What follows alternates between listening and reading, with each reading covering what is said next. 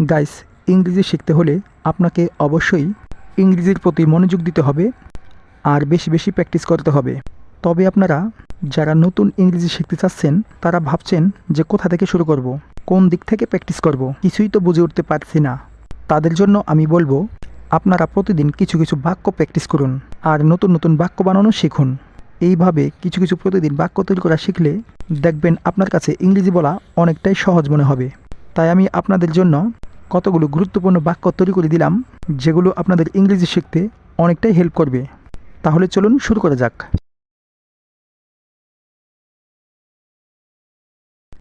মেয়েটি কান্নায় ভেঙে পড়ল।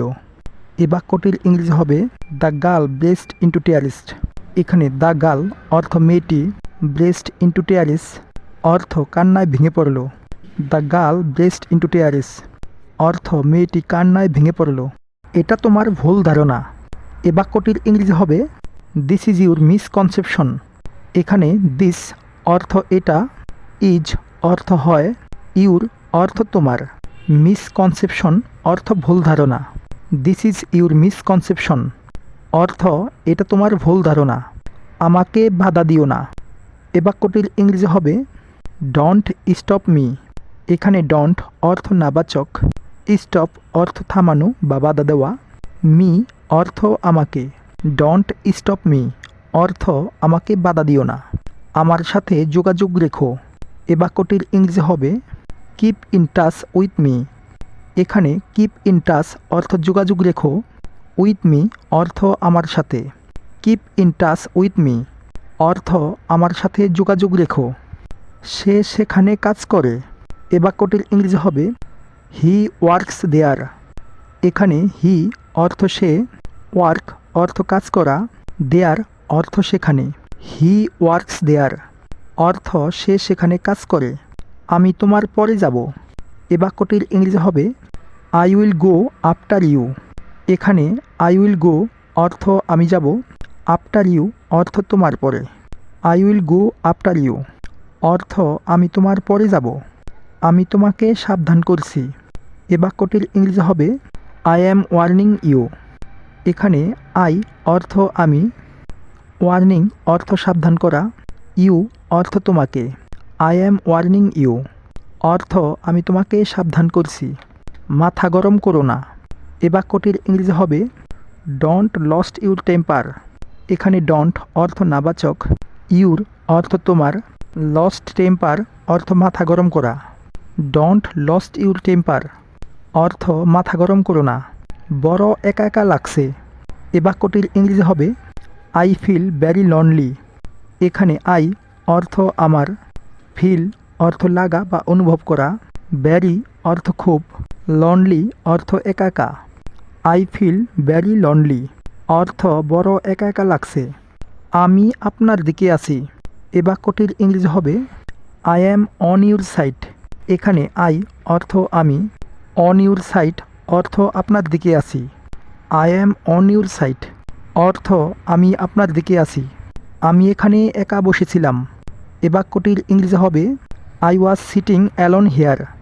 এখানে আই ওয়াজ অর্থ আমি ছিলাম, সিটিং অর্থ বসে, অ্যালোন অর্থ একা, হেয়ার অর্থ এখানে। I was sitting alone here অর্থ আমি এখানে একা বসেছিলাম।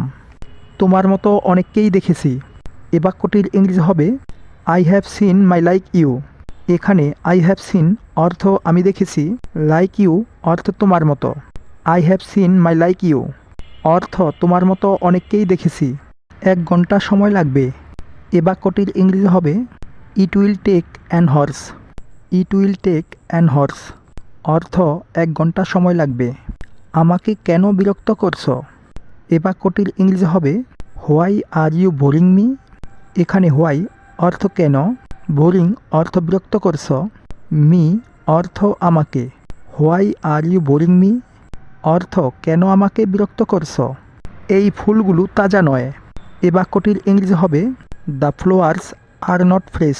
এখানে দ্য ফ্লাওয়ার্স অর্থ ফুলগুলো, নট ফ্রেশ অর্থ তাজা নয়। The flowers are not fresh অর্থ এই ফুলগুলো তাজা নয়। খাবারটি অনেক সুস্বাদু ছিল। এ বাক্যটির ইংরেজি হবে the food was very tasty. এখানে দ্য ফুড অর্থ খাবারটি, ওয়াজ অর্থ ছিল, ভ্যারি অর্থ খুব, টেস্টি অর্থ সুস্বাদু। The food was very tasty অর্থ খাবারটি খুব সুস্বাদু ছিল। সে আমাকে মিথ্যাবাদী বলল। এ বাক্যটির ইংরেজি হবে he called me a liar. এখানে হি অর্থ সে, কল্ড অর্থ বলল, লায়ার অর্থ মিথ্যাবাদী। He called me a liar অর্থ সে আমাকে মিথ্যাবাদী বলল। আমি একটা বিপজ্জনক মানুষ। এ বাক্যটির ইংরেজি হবে I am a dangerous man. এখানে আই অর্থ আমি, এ অর্থ একটি, ডেঞ্জারাস অর্থ বিপজ্জনক, ম্যান অর্থ মানুষ। I am a dangerous man অর্থ আমি একজন বিপজ্জনক মানুষ। তুমি আমাকে শেখানোর কে? এ বাক্যটির ইংরেজি হবে who are you to teach me. এখানে হু আর ইউ অর্থ তুমি কে, অর্থ আমাকে শেখানোর। Who are you to teach me অর্থ তুমি আমাকে শেখানোর কে? আমি এখনও ওটা করিনি। এ বাক্যটির ইংরেজি হবে I haven't done that yet. এখানে আই অর্থ আমি, হ্যাভেন্ট ডান অর্থ করিনি, দ্যাট অর্থ ওটা, ইয়েট অর্থ এখনও। I haven't done that yet অর্থ আমি এখনও ওটা করিনি। আমি কিছুক্ষণের মধ্যে আসব। এ বাক্যটির ইংরেজি হবে I will come in a while. এখানে আই অর্থ আমি, কাম অর্থ আসা, উইল কাম অর্থ আসব, ইন এ ওয়াইল অর্থ কিছুক্ষণের মধ্যে। I will come in a while অর্থ আমি কিছুক্ষণের মধ্যে আসব। তুমি এখনও ঘুমাওনি কেন? এ বাক্যটির ইংরেজি হবে why haven't you slept yet. এখানে হোয়াই অর্থ কেন, হ্যাভেন্ট স্লিপড অর্থ ঘুমাওনি, ইয়েট অর্থ এখনও। Why haven't you slept yet অর্থ তুমি এখনও ঘুমাওনি কেন? এটা কিছু পরিমাণে সত্য। এ বাক্যটির ইংরেজি হবে দিস ইজ পার্টলি ট্রু। এখানে দিস ইজ অর্থ এইটা, পার্টলি অর্থ কিছু পরিমাণে, ট্রু অর্থ সত্য। দিস ইজ পার্টলি ট্রু অর্থ এটা কিছু পরিমাণে সত্য। সেখানে যাওয়ার যুক্তি আছে। এ বাক্যটির ইংরেজি হবে there is a point in going there. এখানে দেয়ার ইজ এ পয়েন্ট অর্থ যুক্তি আছে, ইন গোয়িং দেয়ার অর্থ সেখানে যাওয়ার। There is a point in going there অর্থ সেখানে যাওয়ার যুক্তি আছে। আমি কাউকে ভয় পাই না। এ বাক্যটির ইংরেজি হবে I am not afraid of any one. এখানে আই অর্থ আমি, নট অর্থ না, অ্যাফ্রেড অর্থ ভয়, এনি ওয়ান অর্থ কাউকে। I am not afraid of any one অর্থ আমি কাউকে ভয় পাই না। এটা আমার এখনই লাগবে। এ বাক্যটির ইংরেজি হবে আই নিড ইট নাও। এখানে আই নিড অর্থ আমার লাগবে, ইট অর্থ এটা, নাও অর্থ এখন। আই নিড ইট নাও অর্থ এটা আমার এখনই লাগবে। বেশিবার বেরো না। এ বাক্যটির ইংরেজি হবে ডোন্ট গ্রো সো ফার। এখানে ডোন্ট গ্রো অর্থ বেরো না, সো ফার অর্থ বেশিবার। ডোন্ট গ্রো সো ফার অর্থ বেশিবার বেরো না। গাইস, আজকের ভিডিওটা থেকে আপনাদের কতটা হেল্পফুল হলো তা অবশ্যই কমেন্ট করে জানাবেন।